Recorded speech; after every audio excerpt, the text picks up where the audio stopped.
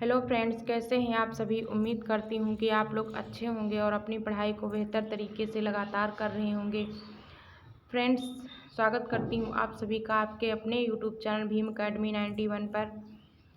Friends, मैंने 15 question complete करवाए थे, तो चलिए आगे के क्वेश्चन कंप्लीट कर लेते हैं आज। फ्रेंड्स, अगर चैनल पर नए आए हैं तो प्लीज़ चैनल को सब्सक्राइब कीजिए और बेल आइकन को दबा लीजिए ताकि आने वाली वीडियो का नोटिफिकेशन आपको सबसे पहले मिल सके। तो चलिए स्टार्ट कर लेते हैं फटाफट कि आज हम स्टार्ट कर रहे हैं 16 नंबर क्वेश्चन से और 15 तक मैंने कर लिया था। अगर अभी तक आपने वो वीडियो हमारी नहीं देखी तो जाके चैनल पर देखिए, मैंने प्लेलिस्ट बना दी है। तो चलिए स्टार्ट कर लेते हैं आज के क्वेश्चंस की सीरीज को। शिक्षार्थियों में व्यक्तिक भिन्नताओं को संबोधित करने के लिए एक विद्यालय किस प्रकार का सहयोग उपलब्ध करवा सकता है। ए ऑप्शन, सभी शिक्षार्थियों के लिए समान स्तर की पाठ्यचर्या का अनुगमन करना, और बी, बाल केंद्रित पाठ्यचर्या का पालन करना और शिक्षार्थियों को सीखने के अनेक अवसर उपलब्ध करवाना। सी ऑप्शन, शिक्षार्थियों में व्यक्तिक भिन्नताओं को समाप्त करने के लिए हर संभव उपाय करना, और डी ऑप्शन, धीमी गति से सीखने वाले शिक्षार्थियों को विशेष विद्यालय में भेजना। तो फ्रेंड्स, आप इसका राइट ऑप्शन बताइए क्या है। इसका राइट ऑप्शन होगा बी ऑप्शन। क्या होगा? बी ऑप्शन, बाल केंद्रित पाठ्यचर्या का पालन करना और शिक्षार्थियों को सीखने के अनेक अवसर उपलब्ध करवाना। Okay, next question. सतत और व्यापक मूल्यांकन खाली स्थान पर बल देता है। किस पर बल देता है सतत और व्यापक मूल्यांकन? ए ऑप्शन, बोर्ड परीक्षाओं की अनावश्यकता पर, और बी ऑप्शन, सीखने की सुनिश्चितता करने के लिए व्यापक स्केल पर निरंतर परीक्षण, और सी ऑप्शन, सीखने को किस प्रकार अवलोकित, रिकॉर्ड और सुधारा जाए इस पर, और डी ऑप्शन, परीक्षाओं के साथ परीक्षाओं का सामंजस्य। तो फ्रेंड्स, इसका राइट ऑप्शन क्या होगा? इसका राइट ऑप्शन क्या होगा? इसका राइट ऑप्शन होगा सी ऑप्शन। क्या होगा? सी ऑप्शन, सीखने को किस प्रकार अवलोकित, रिकॉर्ड और सुधारा जाए इस पर। ठीक है, क्योंकि फ्रेंड्स ये सतत और व्यापक मूल्यांकन क्या होता है, आइए बताते हैं। सतत एवं व्यापक मूल्यांकन बच्चे के आकलन की निरंतर चलने वाली विकासात्मक प्रक्रिया है। कैसी प्रक्रिया है? विकासात्मक प्रक्रिया है। ठीक है, सतत एवं व्यापक मूल्यांकन के द्वारा शिक्षण अधिगम के समय ही शिक्षक को छात्रों के सीखने की प्रगति और कठिनाइयों के बारे में निरंतर जानकारी मिलती रहती है। ठीक है, जब आप सतत मूल्यांकन बच्चे का करेंगे तो उसके सीखने की प्रगति और कठिनाइयों के बारे में एक शिक्षक को क्या मिलती है? जानकारी मिलती रहती है। ठीक है, इस प्रकार की व्यवस्था में दीर्घ अंतराल के बाद चलाए जाने वाले उपचारात्मक शिक्षक की आवश्यकता भी समाप्त हो जाती है, क्योंकि छात्र की कठिनाई का समय रहते निदान और उपचार हो सकेगा। जब आप बच्चे की क्या जान पाएंगे? कठिनाइयाँ जान पाएंगे कहाँ पे हैं, तो उसका आप निदान कर पाएंगे। ये क्या होता है? सतत और व्यापक मूल्यांकन होता है। सतत एवं व्यापक मूल्यांकन सीखने को इस प्रकार अवलोकित तथा रिकॉर्ड और सुधारा जाए इस पर बल देता है। ठीक है, सतत मूल्यांकन किस पर बल देता है कि किस प्रकार हम बच्चे को सिखा सकते हैं, उसकी शिक्षण पद्धति में जो भी कठिनाइयाँ आती हैं उनको हम किस प्रकार से निदान करके बच्चे को बेहतर तरीके से हम सिखा सकते हैं। नेक्स्ट क्वेश्चन, विद्यालय आधारित आकलन। ए ऑप्शन, शिक्षार्थियों और शिक्षकों को अगंभीर और लापरवाह बनाता है। बी, शिक्षा बोर्ड की जवाबदेही कम कर देता है, काम नहीं है यहाँ पे, कम कर देता है, और सी, सार्वभौमिक राष्ट्रीय मानकों की प्राप्ति में बाधा उत्पन्न करता है, और डी, परिचित वातावरण में अधिक सीखने में सभी शिक्षार्थियों की मदद करता है। तो इसका राइट ऑप्शन क्या होगा? इसका राइट ऑप्शन होगा डी ऑप्शन। विद्यालय आधारित आकलन परिचित वातावरण में अधिक सीखने में सभी शिक्षार्थियों की मदद करता है। नेक्स्ट क्वेश्चन, सीखने की तत्परता खाली स्थान की ओर संकेत करती है। ए ऑप्शन थॉर्नडाइक का तत्परता का नियम, बी ऑप्शन शिक्षार्थियों का सामान्य योग्यता स्तर, सी ऑप्शन सीखने के सात्यात्मक में शिक्षार्थियों का वर्तमान संज्ञानात्मक स्तर, और डी ऑप्शन सीखने के कार्य की प्रकृति को संतुष्ट करने। तो इसका राइट ऑप्शन क्या होगा? इसका राइट ऑप्शन होगा सी ऑप्शन। क्या होगा? C option. सीखने के सत्यात्मक में शिक्षार्थियों का वर्तमान संज्ञानात्मक स्तर की ओर संकेत करती है। ठीक है। एक शिक्षिका की कक्षा में कुछ शारीरिक विकलांगता वाले बच्चे हैं। कैसे बच्चे हैं? तो शारीरिक विकलांगता वाले बच्चे हैं। निम्नलिखित में से उसके लिए क्या कहना सबसे उचित होगा? ए ऑप्शन पोलियोग्रस्त बच्चे अब एक गाना प्रस्तुत करेंगे। बी ऑप्शन क्या है? पहिया कुर्सी वाले बच्चे हाल में जाने के लिए अपने समवयस्क साथी बच्चों से मदद ले सकते हैं।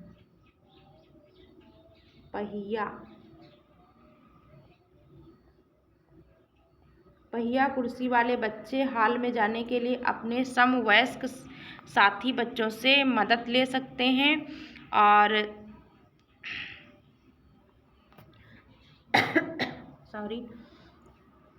शारीरिक रूप से असुविधाग्रस्त बच्चे कक्षा में ही कोई व्यक्तिगत गतिविधि कर सकते हैं। और डी ऑप्शन मोहन खेल के मैदान में जाने के लिए आप अपनी बैसाखियों का उपयोग नहीं करते। तो फ्रेंड्स, इसका राइट ऑप्शन क्या होगा? इसका राइट ऑप्शन होगा सी ऑप्शन। क्या होगा? C option. शारीरिक रूप से असुविधाग्रस्त बच्चे कक्षा में ही कोई व्यक्तिगत गतिविधि कर सकते हैं।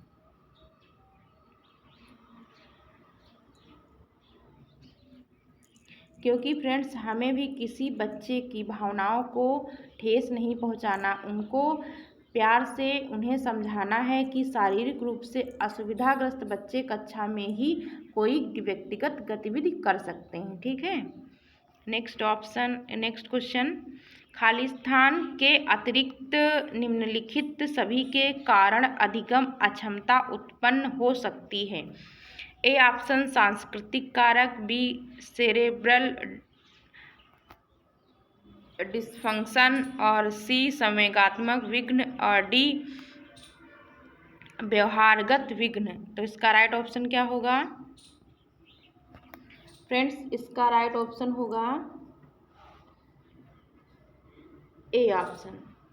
सांस्कृतिक कारक के अतिरिक्त निम्नलिखित सभी के कारण अधिगम अक्षमता उत्पन्न हो सकती है। अधिगम अक्षमता का अर्थ ऐसे बालकों से है जो प्रायः अत्यधिक चिंतित तथा मूडी स्वभाव के होते हैं। सांस्कृतिक कारक के अतिरिक्त उपर्युक्त सभी कारणों से अधिगम अक्षमता उत्पन्न हो सकती है। नेक्स्ट, एक समावेशी विद्यालय। समावेशी विद्यालय क्या होते हैं? ए ऑप्शन शिक्षार्थियों की निर्योग्यताओं के अनुसार उनकी खोजने की आवश्यकताओं को निर्धारित करता है। बी ऑप्शन शिक्षार्थियों की क्षमताओं की परवाह के बिना सभी के अधिगम परिणाम को सुधारने के लिए प्रतिबद्ध होता है। सी ऑप्शन शिक्षार्थियों के मध्य अंतर करता है और विशेष रूप से सक्षम बच्चों के लिए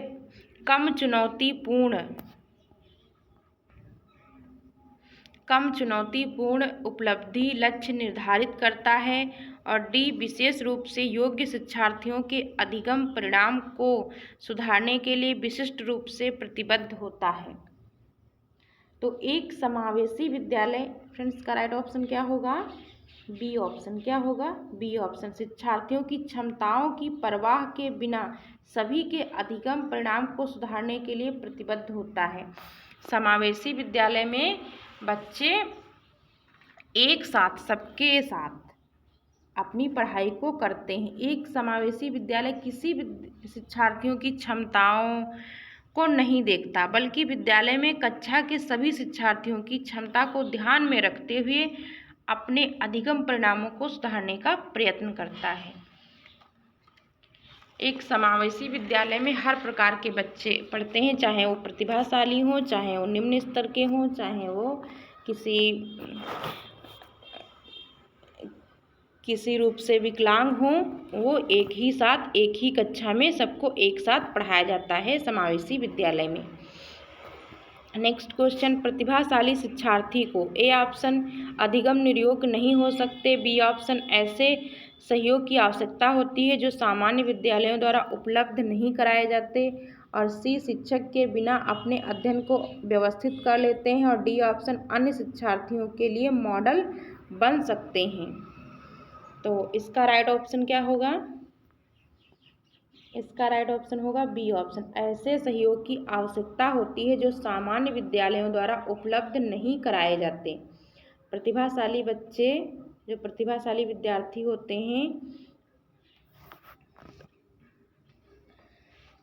प्रतिभाशाली विद्यार्थी को ऐसे सहयोग की सामान्यतः आवश्यकता होती है जो एक विद्यालय से नहीं दिए जाते। जैसे कि उस विद्यार्थी को विषय के अतिरिक्त अन्य क्षेत्र में रुचि है, जैसे संगीत हो गया, खेल हो गया, हस्तकला हो गया, ठीक है। तो ऐसे शिक्षार्थियों को विद्यालय के अतिरिक्त सहयोग की आवश्यकता होती है। नेक्स्ट, खाली स्थान है के कारण प्रतिभाशालिता होती है। ए ऑप्शन मनोसामाजिक कारकों, बी आनुवांशिक रचना, और सी वातावरण अभिप्रेरणा, और डी बी और सी संयोजन। तो इसका राइट ऑप्शन क्या होगा? डी ऑप्शन होगा, बी और सी का संयोजन, ठीक। क्योंकि आनुवांशिक रचना और वातावरण अभिप्रेरणा के प्रतिभाशालिता होती है। एक प्रतिभाशाली बच्चे के लिए क्या जरूरी है कि आनुवांशिक, उसके जेनेटिक वातावरण भी अच्छा हो, जेनेटिक परिवार भी अच्छा हो, और वातावरण भी अच्छा हो उसके लिए, ठीक। नेक्स्ट, बच्चों में सीखने और सुनने के लिए अधिगम योग्यता वातावरण के लिए निम्नलिखित में से कौन उपयुक्त है? ए ऑप्शन शिक्षार्थियों को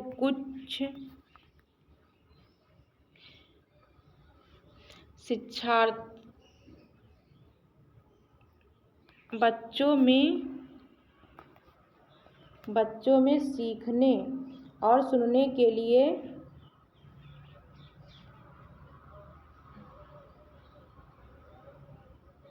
अधिगम योग्यता वातावरण के लिए निम्नलिखित में से कौन उपयुक्त है? फ्रेंड्स, नेक्स्ट क्वेश्चन लेते हैं। गतिक कौशलों में अधिगम निर्योग्यता कहलाती है, क्या कहलाती है? A option dysphagia, B option dyspraxia, और सी ऑप्शन डिस्कैल्कुलिया, और डी ऑप्शन क्या है? डिसलेक्सिया। तो इसका राइट ऑप्शन क्या होगा? इसका राइट ऑप्शन होगा ए ऑप्शन। क्या होगा? डिस्फेजिया गतिक कौशलों में अधिगम निर्योग्यता कहलाती है। क्या कहलाती है? तो डिस्फेजिया कहलाती है। यह एक क्या है? विकार है। क्या है? विकार है। इसमें बच्चे गति एवं समय में सामंजस्य स्थापित नहीं कर पाते हैं, ठीक है। और डिस्फेजिया क्या है? भाषा विकार है। डिस्फेजिया क्या है? भाषा विकार है। और डिस्कैल्कुलिया क्या है? तो गणना विकार है। और डिसलेक्सिया क्या है? पठन विकार है, ठीक। आई होप समझ में आया होगा फ्रेंड्स। अगर अभी तक आपने मेरे चैनल को सब्सक्राइब नहीं किया है तो प्लीज़ चैनल को सब्सक्राइब कीजिए और बेल आइकन को दबा लीजिए, ठीक है। नेक्स्ट क्वेश्चन, अधिगम निर्योग्यता। ए ऑप्शन समुचित निवेश के द्वारा सुधार योग्य नहीं होती, बी ऑप्शन एक स्थिर अवस्था है, सी एक चर अवस्था, और डी जरूरी नहीं कि कार्य पद्धति की हानि करे। तो फ्रेंड्स, इसका राइट ऑप्शन क्या होगा? इसका राइट ऑप्शन होगा सी ऑप्शन, एक चर अवस्था है। क्या है? एक चर अवस्था है। फ्रेंड्स, अधिगम निरोगता से मतलब क्या होता है? उन विकारों के समूह से है जिनके कारण किसी व्यक्ति में सीखने, पढ़ने, लिखने, बोलने, तर्क करने तथा गणित के प्रश्न हल करने के आदि में कठिनाई आती है।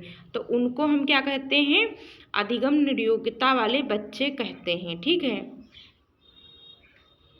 इसका इलाज तो नहीं हो सकता, किंतु उपचारात्मक अध्यापन विधि के प्रयोग से बहुत लाभ होता है। जब आप अच्छे से बच्चों को शिक्षण पद्धति उपलब्ध कराएंगे तो उससे लाभ होगा। ठीक। और कक्षा में ये अन्य बच्चों की तरह हो सकते हैं जो अधिगम निरोगता वाले बच्चे होते हैं। तो ये एक चर अवस्था है। ठीक है। खाली स्थान के अतिरिक्त निम्नलिखित समस्या समाधान की प्रक्रिया के चरण हैं। ए ऑप्शन, परिणामों की आशा करना, बी, समस्या की पहचान, और सी, समस्या का छोटे हिस्सों में बांटना, और डी, संभावित युक्तियों को खोजना। तो इसका राइट ऑप्शन क्या होगा? ए ऑप्शन, परिणामों की आशा करना। क्या है? परिणामों की आशा करना। नेक्स्ट, एक शिक्षक को व्याख्यान पर अधिक ध्यान देना चाहिए और ज्ञान के लिए आधार उपलब्ध कराना चाहिए। बी ऑप्शन, शिक्षार्थियों द्वारा की गई त्रुटियों को एक भयंकर भूल के रूप में लेना चाहिए और प्रत्येक गलती के लिए गंभीर टिप्पणी देनी चाहिए। सी ऑप्शन, शिक्षार्थी कितनी बार गलती करने से बचता है इस सफलता के माप के रूप में लेनी चाहिए। डी ऑप्शन, जब शिक्षार्थी विचारों को संप्रेषित करने की कोशिश कर रहे हों तो उन्हें ठीक नहीं करना चाहिए।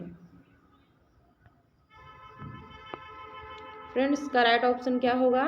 इसका राइट ऑप्शन होगा डी ऑप्शन, जब शिक्षार्थी विचारों को संप्रेषित करने की कोशिश कर रहे हों तो उन्हें ठीक नहीं करना चाहिए। ठीक। एक शिक्षक को जब शिक्षार्थी विचारों को संप्रेषित करने की कोशिश कर रहे हो तो उन्हें ठीक नहीं करना चाहिए। यदि कोई शिक्षार्थी अपने विचारों को संप्रेषित यानी कि अपने विचारों को रख रहा है, ठीक, उन्हें व्यक्त कर रहा है, उन्हें व्यक्त करने की कोशिश कर रहा है, तो एक शिक्षार्थी को उसमें रोक टोक नहीं करनी चाहिए, संशोधन नहीं करना चाहिए, उसको बोलने का फुल अवसर देना चाहिए। जब बच्चा बोलेगा, अपने विचारों को रखेगा, तो आप समझ पाएंगे कि बच्चा कहाँ तक सीख पाया है और इसको कितना सिखाने की आवश्यकता है। नेक्स्ट क्वेश्चन, सीमा परीक्षा में A+ ग्रेड प्राप्त करने के लिए अति इच्छुक है। जब वह परीक्षा भवन में दाखिल होती है तब परीक्षा प्रारंभ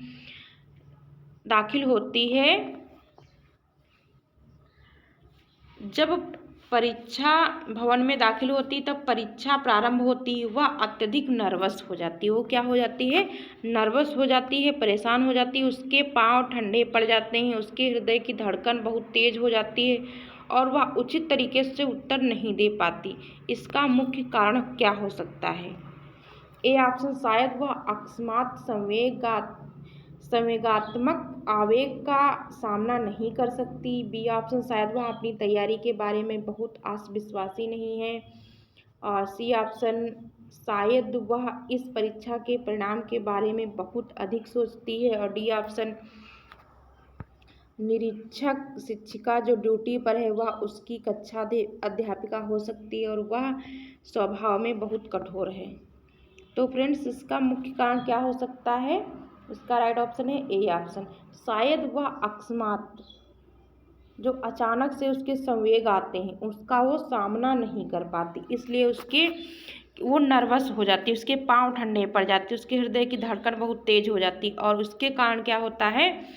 वो अच्छे से अपने उत्तर नहीं दे पाती। ये किसके कारण होता है? वे अचानक आए हुए संवेगों के कारण होता है, वो अपने संवेगों को कंट्रोल में नहीं कर पाती है। ठीक है। तो फ्रेंड्स, आज की क्लास समाप्त होती है यहीं पे। फ्रेंड्स, अगर अभी तक आपने चैनल को सब्सक्राइब नहीं किया है तो प्लीज़ चैनल पे जाके सब्सक्राइब कीजिए और बेल आइकन को दबा लीजिए ताकि आने वाली वीडियो का नोटिफिकेशन आपको मिल सके। फ्रेंड्स, तो चलिए मिलते हैं नेक्स्ट वीडियो में, तब तक के लिए नमस्कार, थैंक्स फॉर वॉचिंग। पढ़ाई करते रहिए और अपना ख्याल रखिए। थैंक्स।